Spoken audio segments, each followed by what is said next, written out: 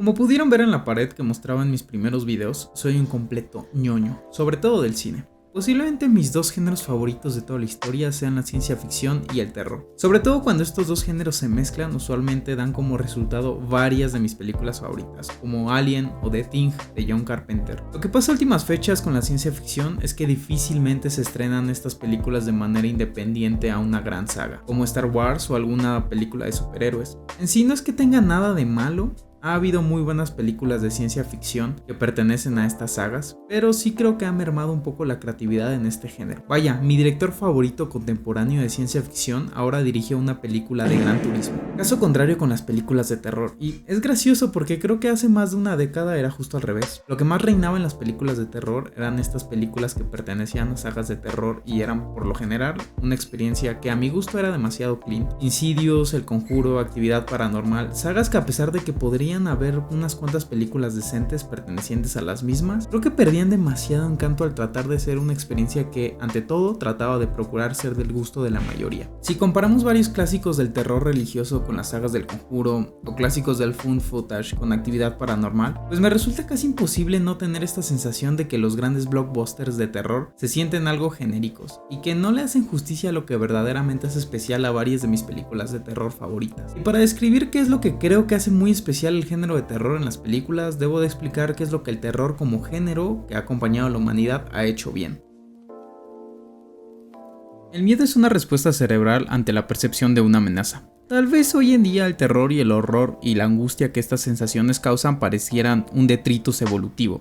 Algo que era útil cuando éramos Australopithecus y la adrenalina y el cortisol eran hormonas vitales para salir corriendo de algún depredador que se escondiera en la oscuridad, pero que hoy en día solo provoca que la gente tenga que tomar Xanax. Aún así, esto no es cierto. Realmente creo que ante todo el miedo es una herramienta que nos permite dar forma a amenazas abstractas para por fin superarlas. Claro, siempre han existido miedos más obvios como a las arañas y a las serpientes, porque claro, eran amenazas recurrentes para nuestros antepasados, pero a medida que nuestra conciencia se desarrolló y nuestros miedos se hicieron más complejos, nuestras historias de terror a la par crecieron y se fueron diversificando. ¿Qué pasa cuando los humanos de hace algunos siglos no solo se tuvieron que enfrentar a arañas y serpientes, sino también a enfermedades, al yugo religioso o a la esclavitud? Bueno, surgieron auténticos mitos del terror moderno, como los vampiros, las historias de posesiones demoníacas y los zombies. La gente con porfiria hace varios cientos de años sufrían dolorosos ataques debido a su enfermedad, ataques que podían ser detonados por la exposición a la luz solar. Paralelamente, la gente que contraía tuberculosis enflacaba, su piel palidecía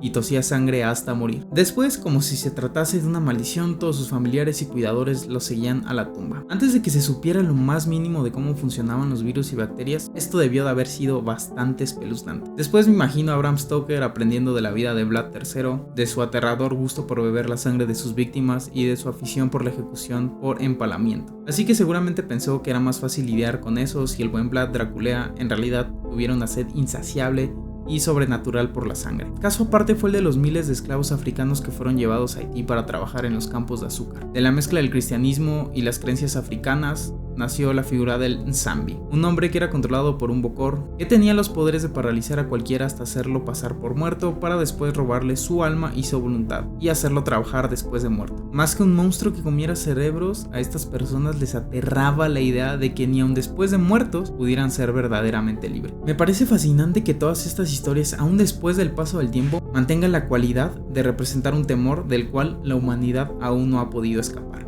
Cientos de años después, y en teoría dejando la esclavitud atrás, la idea de los zombies nos sigue aterrando. No en forma de esclavitud, sino en forma de pandemia. Miedo completamente consecuente porque a pesar de los miles de peligros que como humanidad hemos sabido solventar, un virus es de las pocas cosas que aparentemente aún nos pone en jaque. Siento que es una lectura muy entretenida y que le podemos dar a muchas historias de terror, sobre todo las buenas, y desde luego a muchísimas películas de este género. Así es como una película de vampiros se vuelve una historia sobre la violencia que ejerce el poder colonial. Ya no se trata de un salón de niños que desaparecen por poderes supernaturales, sino más bien es como una comunidad le cuesta lidiar con la tragedia escolar como un tiroteo, y cómo esto puede llegar a pasar por medio de la negligencia de autoridades y poderes que en teoría deberían proteger a los niños. La historia no trata de un grupo de jóvenes lidiando con un objeto maldito, sino de los peligros de las drogas y la relación que tienen con la presión social. Lo aterrador no es el Hotel Overlook, es como los propios demonios de un padre de familia pueden crear a un monstruo y un ambiente violento donde debería de haber una familia. El subtexto de muchas películas de terror reflejan algo más allá de los conceptos fantásticos y esotéricos que estas mismas contienen, ya sea para mencionar la absoluta frialdad con la que se puede tratar a las celebridades, el racismo en forma de exotificación,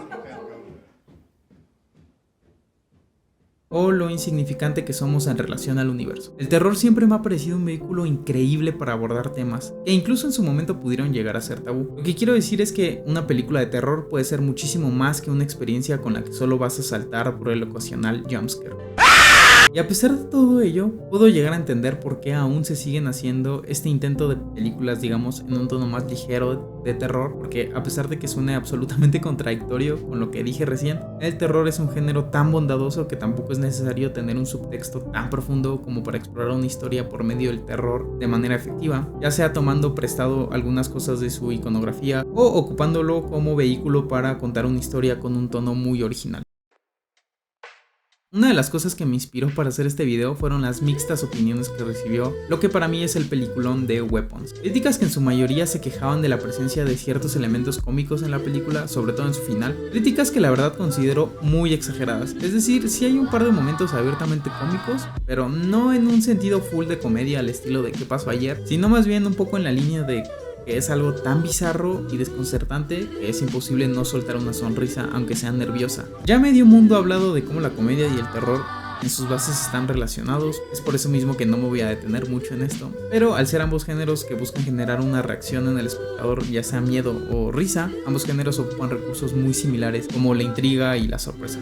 Si tuviera que resumir la diferencia más grande y casi que la única de estos dos géneros es la manera de resolver la tensión. Mientras la comedia estira y luego suelta, el terror estira y mantiene esa tensión durante más tiempo. Siento que la gente por alguna razón considera indigno que haya un poco de comedia en las películas de terror. No sé por qué, si para ser sinceros creo que este mix muchas veces resulta muy entretenido. No por nada, lo que creo que fueron el peak de las comedias de sátira fueron las películas de Scary Movie, las primeras obviamente. Y de cierta manera creo que resolver momentos de tensión como lo haría una comedia en una película de terror a veces genera una emoción muy específica que tal vez muchas otras películas de terror, digamos más plano, no logran alcanzar. Pongamos el ejemplo de la misma Weapons, donde creo que ese momento cómico al que todo el mundo se refiere es el final, donde la bruja que secuestra a los niños es despedazada por estos mismos y por la misma magia que ella ocupaba, básicamente haciéndola picadillo. Sí, es bizarro y extraño, pero también considero que es uno de los downfalls más satisfactorios para villanos de una película de terror que jamás haya visto, y en parte se debe a cómo se decide aliviar toda la tensión acumulada a lo largo de la película. Pero la comedia no es el único género que se lleva bien con el terror, también el drama considero que es un elemento que ha sido muy bien mezclado en diversas ocasiones. Ya he mencionado cómo el terror tiene un vínculo con miedos humanos reales. No es gratuito que muchos de los personajes de las películas de terror se encuentren en una situación muy problemática y que a lo largo de la película pues eso, los veamos en crisis. Porque claro que es difícil escapar al poder de un culto adorador de Paimon, pero puede llegar a ser igual de difícil lidiar con el luto ocasionado por la muerte de un integrante joven de una familia. Wish I could shield you from the knowledge that you did what you did, but your sister is dead. Me gusta mucho el inicio que tienen algunas películas de terror, donde antes de introducirnos al terror o a los elementos paranormales y derivados de la historia, el drama humano es el centro de la trama. Hereditary, El Descenso, Midsommar, la misma película del Exorcista incluso. Me encanta que estas películas inicien y se mantengan por un rato siendo películas de drama hasta que ya no lo son. Y siento que una vez más la mezcla de estos dos géneros da una dimensión distinta a la que daría una película de terror que solo se enfocara en dar miedo desde el segundo uno. Y esa es la de la profundidad y empatía con los protagonistas. Ya sea que sean víctimas del duelo o de un abuso o de una injusticia, nos hace pensar en las millones de víctimas que hay en el mundo real. Verlos en crisis y batallar con demonios, monstruos u otros humanos solo me hace pensar que su sufrimiento es una representación de algo que verdaderamente sucede. Y así como sucede en la vida real, el camino que les depara a estas personas no es ni fácil ni justo y muchas veces tampoco es lógico. Acompañar y ver vencer a unos protagonistas en una película de terror muchas veces es en extremo catárquico por lo mismo, o al menos a mí me da mucha satisfacción y esperanza, porque si Ridley pudo vencer a un alien, ¿por qué no los depredadores y abusivos de la vida real no podrían llegar a tener su merecido? Hablando de eso, solo me queda reconocer la valía y la necesidad de tener buenas historias de terror. En cierta manera es una fortuna que el género de terror sea, por así decirlo, infravalorado, tanto por los premios y los estudios. Creo que al no contar con la presión de ser gigantescos blockbusters, ni tener que ser un tipo de película en específico al estilo de un drama histórico, el mismo género se presta para abordar diversas problemáticas de manera muy original, y aún así se da el lujo de tocar ciertos temas que tal vez en otro género se sentirían demasiado obvios. Y aunque esto suena a una perra locura, porque bueno, también depende del tipo de película, pero verdaderamente creo que hay valiosas lecciones en las buenas películas de terror. Ya sea para recordarnos las dinámicas violentas de los seres humanos, para dar un mensaje esperanzador ante las dificultades extremas, o para dar un frío recordatorio de las injusticias, porque nos recuerda y nos mantiene en contacto con el miedo. Un sentimiento que, como dije, si bien parece un poco anticuado hoy en día, es necesario saber cómo manejarlo y verlo como lo que es, una herramienta para procesar, aprender y prevenir. El poder de las películas de terror es tal que muchas de ellas terminan por tener repercusiones en la vida real, como el caso de Memorias de un asesino, una película dirigida por mi coreano favorito, Bong Joon-ho, película inspirada en asesinatos reales ocurridos en la década de los 80 y 90 en Corea del Sur. La relevancia y shock de esta película hizo que meses después de su estreno se reabrieran los casos, para que después en 2019 el asesino fuera identificado. No digo que sea necesario apelar a un hecho real para que el mensaje de una película de terror sea poderoso, solo es un ejemplo de que este género nos puede hacer experimentar muchísimas más cosas que solo